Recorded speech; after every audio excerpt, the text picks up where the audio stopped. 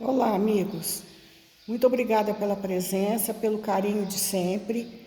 E nós estamos às vésperas do Natal e vamos fazer, portanto, uma live diferente. Nós não vamos falar o conteúdo do Evangelho de Tomé, mas nós vamos falar de um outro evangelho apócrifo. O que é um evangelho apócrifo? É um evangelho do qual se não reconhece a autoria. Assim também como é difícil de reconhecer a autoria dos evangelhos de Marcos, João, Mateus. Difícil também, porque já se passaram muitíssimo tempo.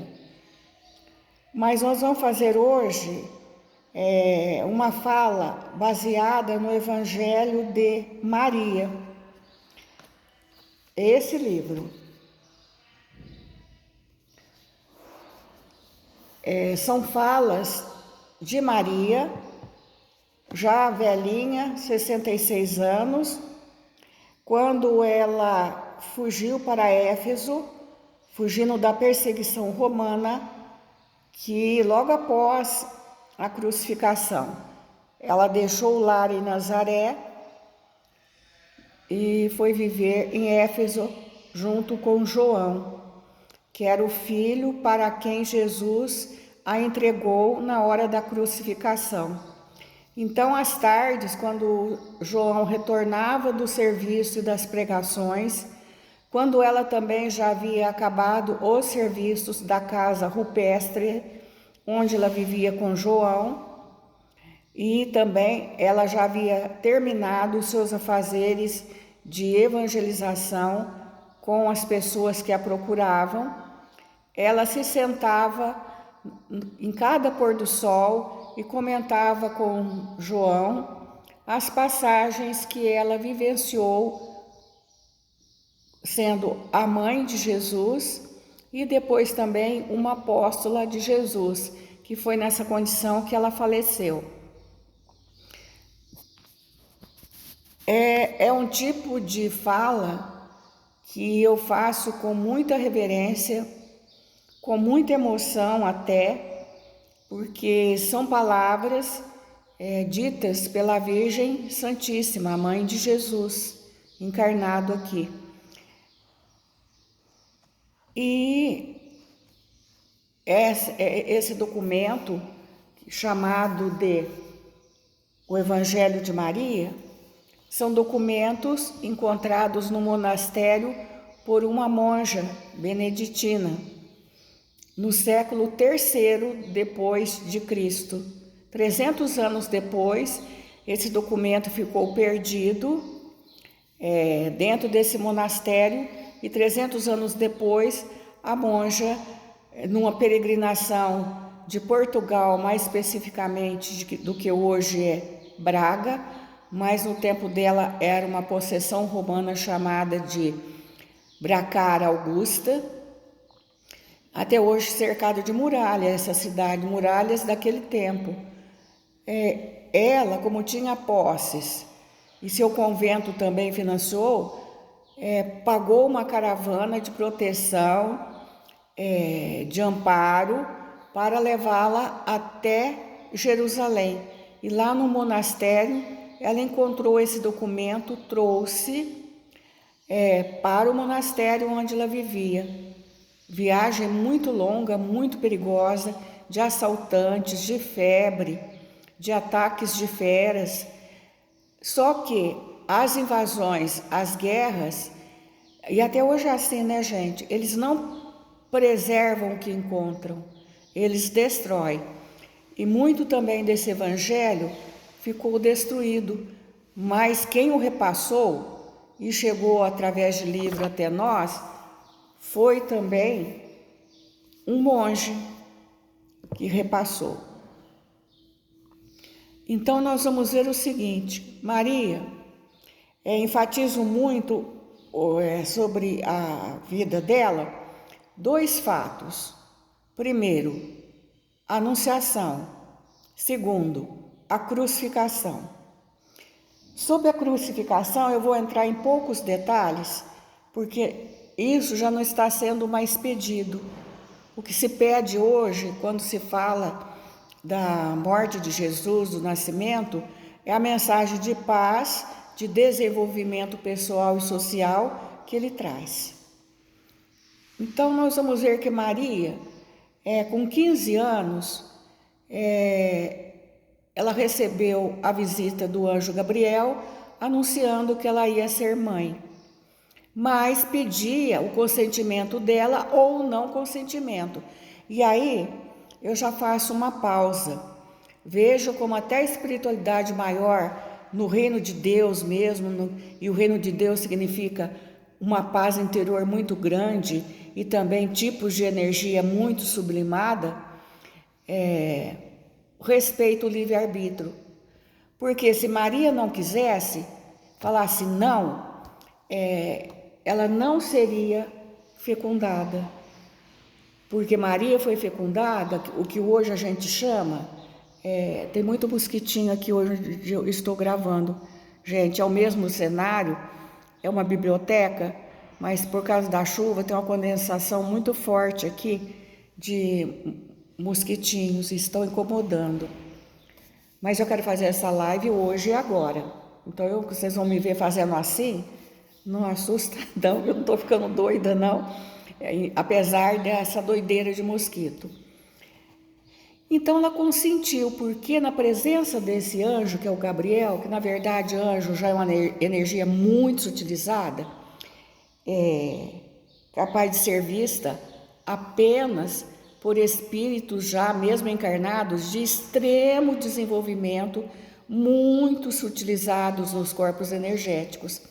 Aliás, Maria e Jesus são oriundos de Sírios, e para adentrar um corpo materializado na Terra, também um planeta pesado, denso, tipos de energia, até em tipos de constituições geológicas, porque aqui predominou no início manganês, ferro e, enfim, materiais pesados. O corpo de Maria, bem como o corpo de Jesus, tiveram que passar por procedimentos de materialização. E durou milênios esse tipo de procedimento. Enfim, Maria consentiu num ímpeto, num bem-estar muito grande, face à presença do que eu vou confirmar como anjo Gabriel. Eu já expliquei o que é um anjo, né? Ele evolui também como nós, mas num sentido diferente. Não é um sentido humano. Vamos chamar de ele evolui numa dimensão angelical, para sermos didáticos. O anjo se retirou e, como eu estava dizendo, aliás, tenho cá comigo e também já artigos que estudam isso, que Maria passou nesse momento por um processo de inseminação artificial.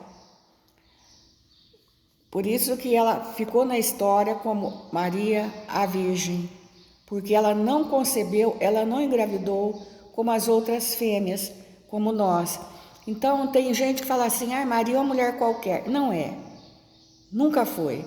Foi a primeira vez que ela reencarnou na Terra também, e ela passou por todo esse processo de sublimação. Só que naquela noite ela não dormiu. Então eu falo para vocês o seguinte: o sofrimento de Maria não foi condensado na cruz, foi já poucas horas após a concepção, porque ela já estava noiva do primo José e ia se casar com ele, enamoradíssima dele, e ele então a adorava mesmo como se ela fosse uma santa. E como é que ela ia explicar uma gravidez para uma sociedade machista que sacrificava as mulheres que pecavam contra a castidade, no caso de uma gravidez solteira, de um adultério, castigava com apedrejamento, com expulsão do seu meio. Mas Maria pensou nisso depois, no começo, naquele ímpeto, naquela energia tão maravilhosa de tanta paz, ela aceitou, como ela continuou aceitando. Só que os dias se passaram, dali uns 15 dias, Maria se abriu com a mãe. Falou: mãe, eu espero uma criança. Aí a mãe pensou que fosse do noivo. Ela desmentiu, falou: não, mãe, a criança não é fruto de uma relação carnal com nenhum homem. O anjo me cobriu com a sua sombra, e esse cobriu com a sua sombra significa que energeticamente ela foi envolvida numa energia de procriação. E eu engravidei. E ele disse, mãe, que eu engravidei do Salvador, do Messias. A mãe ficou espantadíssima, no primeiro momento ficou chocada, chorou, entrou em sofrimento. Maria também chorou, mas nem por um minuto ela se arrependeu do sim proferido para o anjo. Quando foi para contar com o pai, foi o mesmo constrangimento, foi o mesmo medo, o medo da barriga crescer e ser vista, medo dela ser apedrejada e muito mais medo, porque se ela fosse apedrejada, morreria quem? Nada mais, nada menos aqueles que eles julgavam Salvador. Só que eles julgavam, e esse livro também assim o diz, mas esse livro é um livro católico, então ele tem um posicionamento com relação à salvação, ao reino de Deus, diferente de nós, os gnósticos, que entendemos o reino de Deus como uma energia máxima de paz, que principalmente nós sentimos dentro de nós, depois ao nosso redor. Ele não tem uma localização, e eles achavam que sim, que o Salvador iria salvá-los das garras do poderio romano.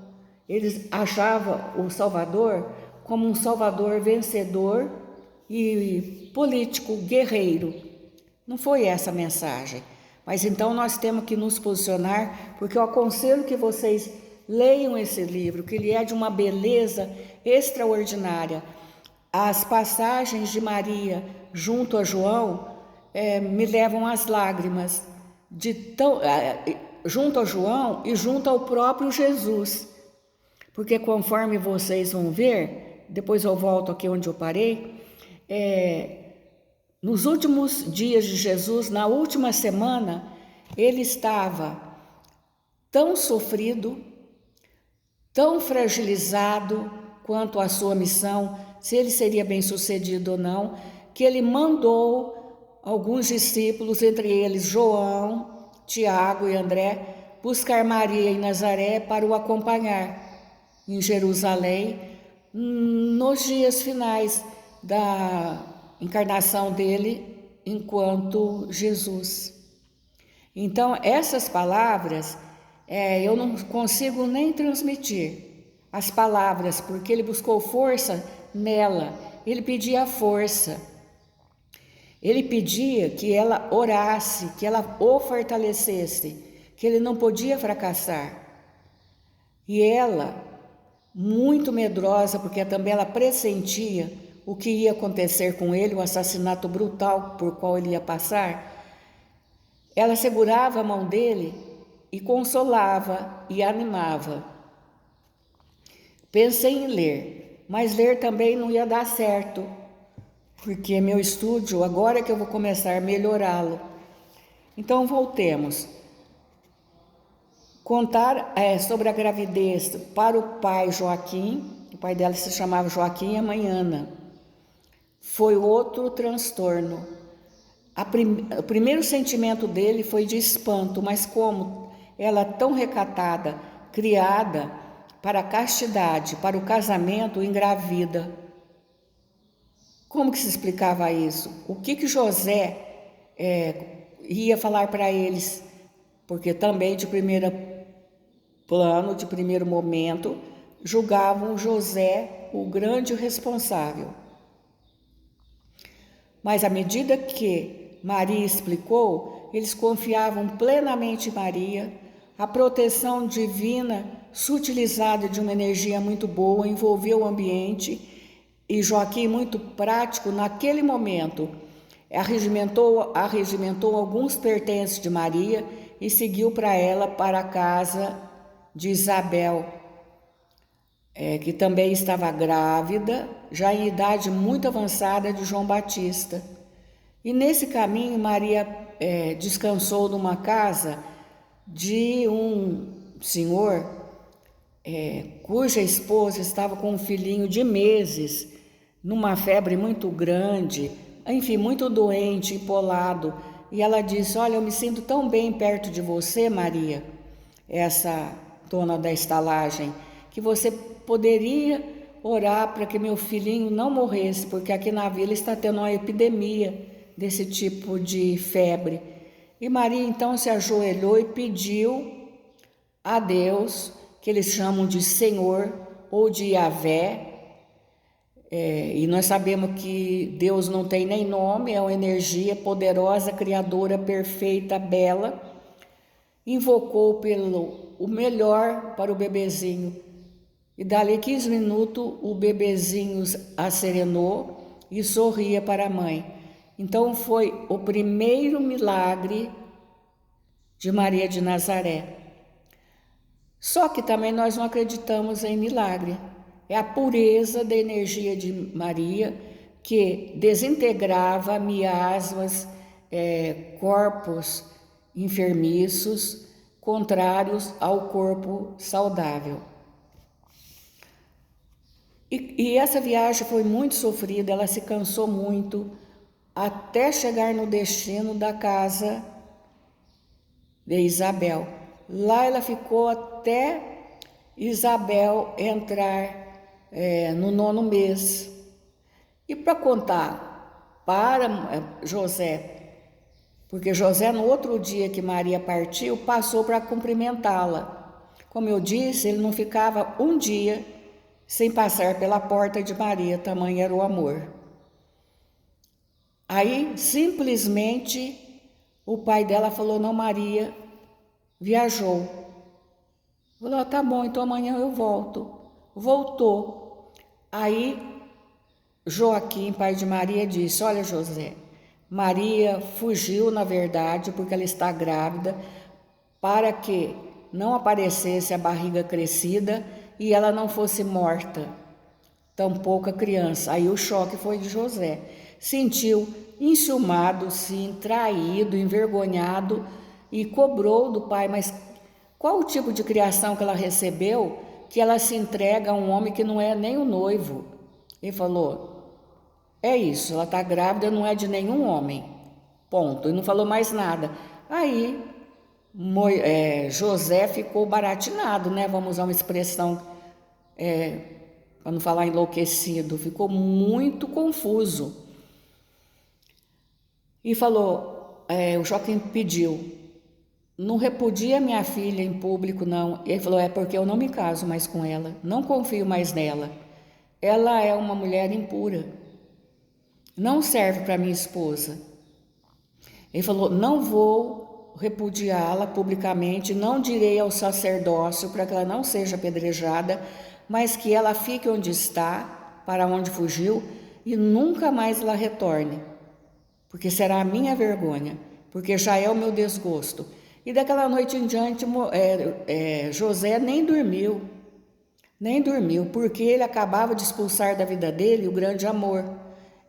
E isso foi uma grande decepção, porque para ele Maria era mesmo uma santa.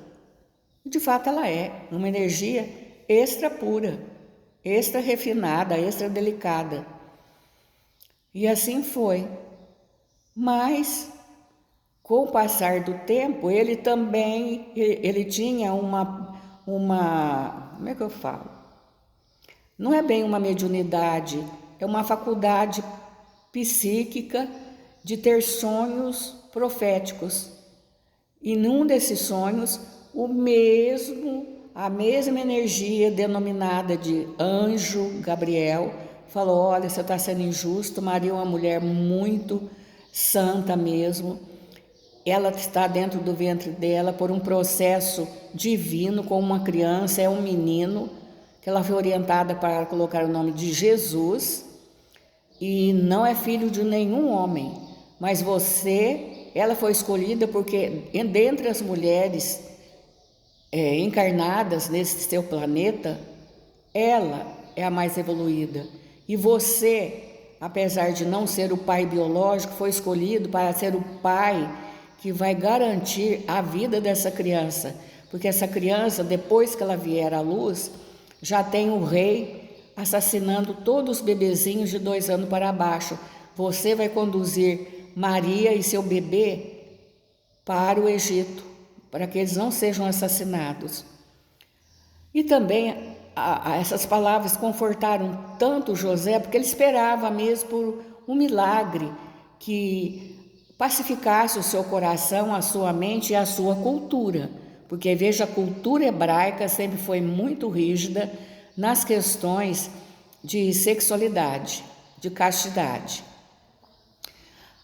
A travessia do deserto, depois que Jesus nasceu, foi um sacrifício e um medo muito grande, porque Maria temia pela vida do filho, não pela vida dela, mas na hora do nascimento, com a visita dos Reis Magos, ela recebeu ouro, mirra, que significa o ouro, ela usou no transporte de Jerusalém até o Egito.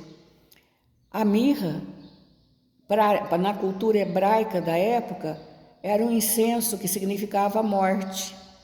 Então Maria viveu em sobressalto, até mesmo quando aconteceu o assassinato na cruz, que foi um assassinato sobretudo político, porque as prédicas de Jesus era para um reino dos céus. Mas o que é mesmo o reino dos céus?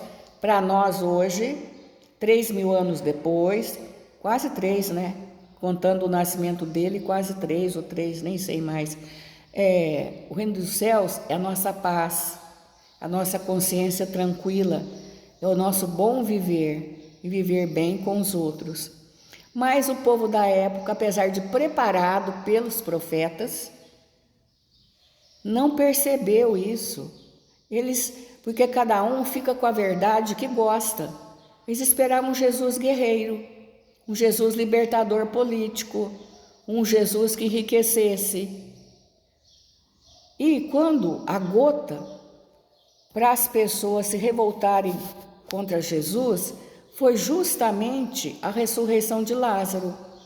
Aí, para abafar esse suposto milagre, porque na verdade Lázaro dormia, teve um ataque de catalepsia, ele não estava morto.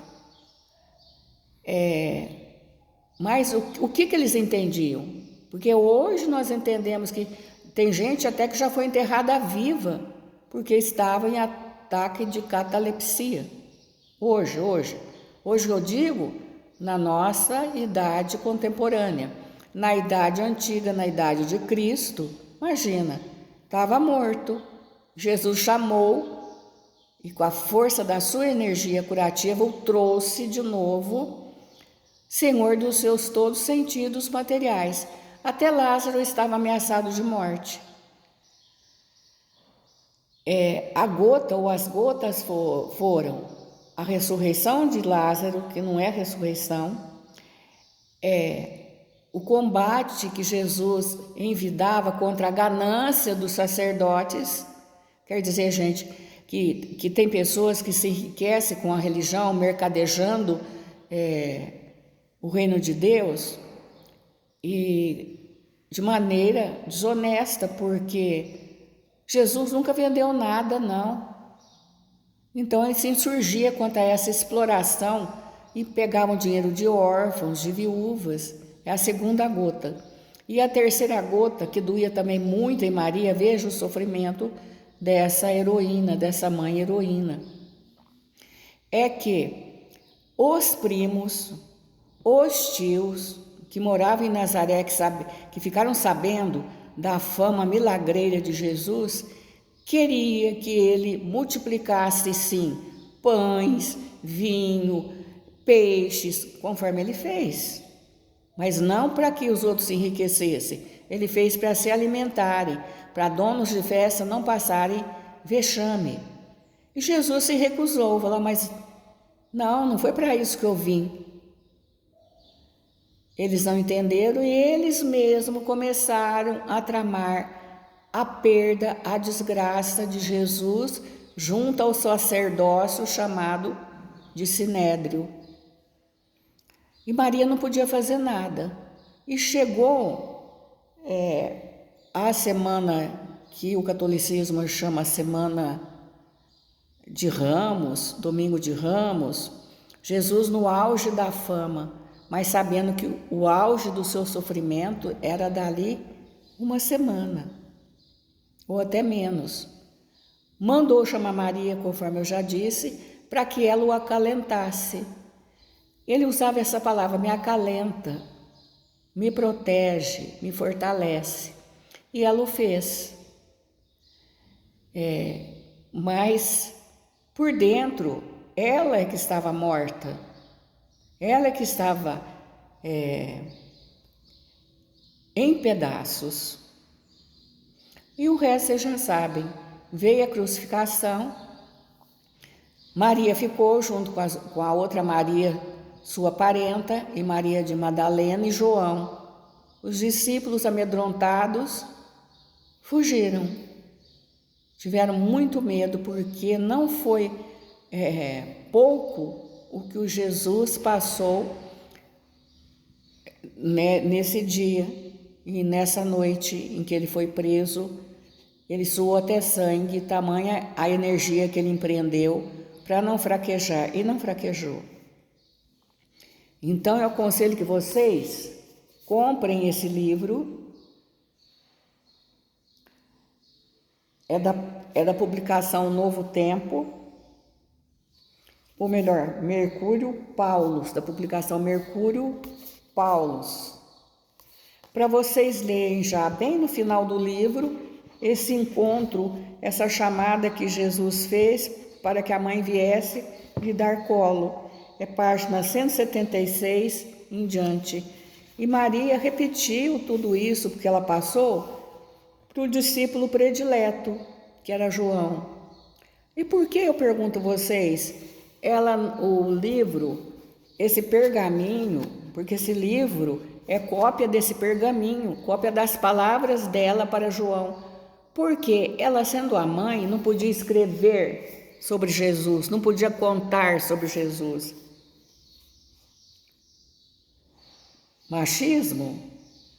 Poder político da igreja que surgiu com Constantino 300 anos depois e quis apagar a figura forte, heróica,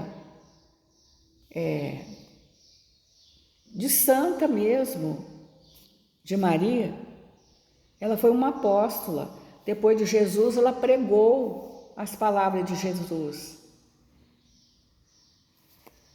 Então, por que tem conceitos diferentes dos de Tomé? Como o reino de Deus, como essa questão de anjo. Por quê?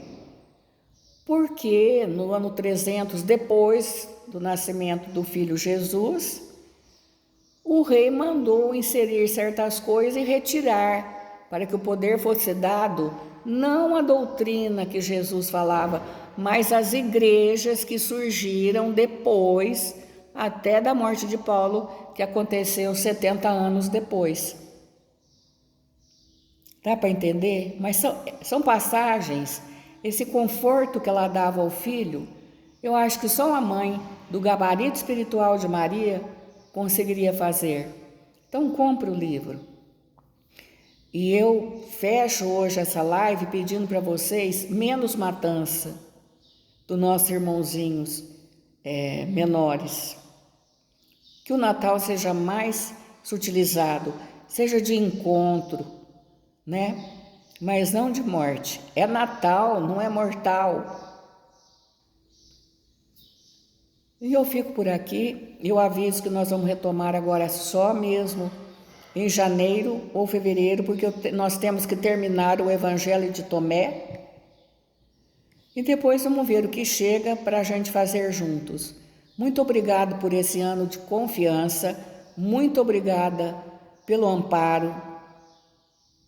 E andai como filhos da luz, porque aquele que anda imprime sinais por onde passa. Um bom Natal e um 2026 repleto de muita saúde e muito estudo. Fiquem com Deus.